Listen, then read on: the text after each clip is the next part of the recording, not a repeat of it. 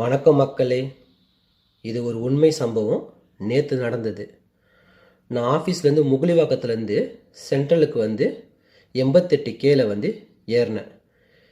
ஏறி ட்ராவல் பண்ணிட்டு போகும்போது கிண்டியில் வந்து ஒரு வயசான அம்மா உடம்பு சரியில்லைன்னு நினைக்கிறேன், படிக்கட்டில் ஏற முடியாமல் ஏறி வந்து ஃப்ரண்ட்டில் உக்காந்துருந்தாங்க, லேடிஸ் சீட்டில்.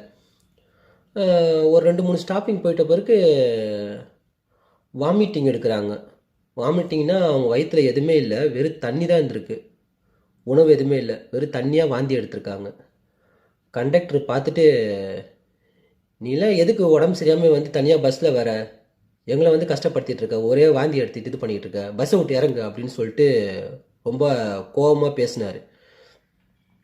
அப்புறம் அந்த அம்மா வந்து அழுதுகிட்டே வந்து, எனக்கு ரொம்ப கஷ்டமாயிடுச்சு, அழுதுகிட்டே எனக்கு வந்து யாரும் இல்லை, நான் சென்ட்ரல் போகணும், தயவுசெய்து என்னை சென்டரில் இறக்கி விட்ருங்க, எனக்கு யாருமே கிடையாது அப்படின்னு சொல்லிட்டு அழுகுறாங்க.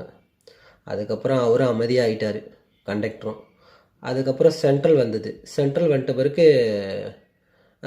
பேக் ஒன்று வச்சுருந்தாங்க. தம்பி இந்த பேகு மட்டும் கொஞ்சம் கீழே இறங்கி கொடுத்துருப்பா அப்படின்னாங்க. சரி, நானும் பேகை எடுத்துக்கிட்டேன். அவங்களால இறங்க முடியல படிக்கட்டு. அதுக்கப்புறம் நானே கையை பிடிச்சி படிக்கட்டுலேருந்து கீழே இறக்கிட்டு அதுக்கப்புறம் பேகை கொடுத்தேன். எங்கம்மா போனோம் அப்படின்னு கேட்டேன் நான்.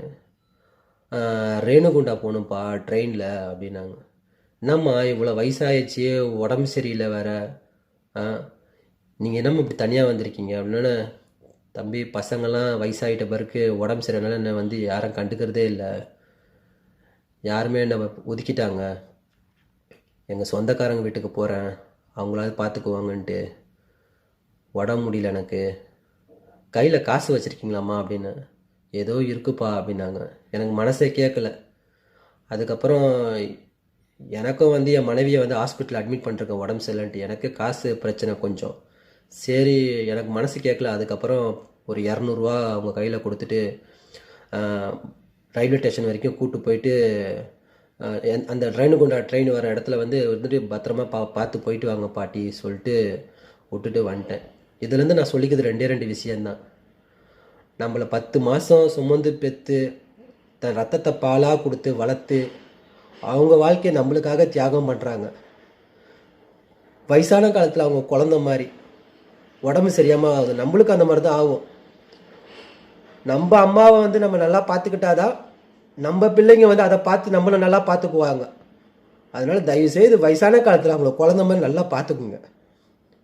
2வது பாயிண்ட்டு, வயசான காலத்தில் வந்து எவ்வளோ முடியுதோ நம்ம ஆரோக்கியமாக இருக்க பார்த்துங்க. ஏன்னா இந்த உலகத்தில் வந்து பெத்த பிள்ளைங்களும் சரி யாருமே நம்மளை பார்த்து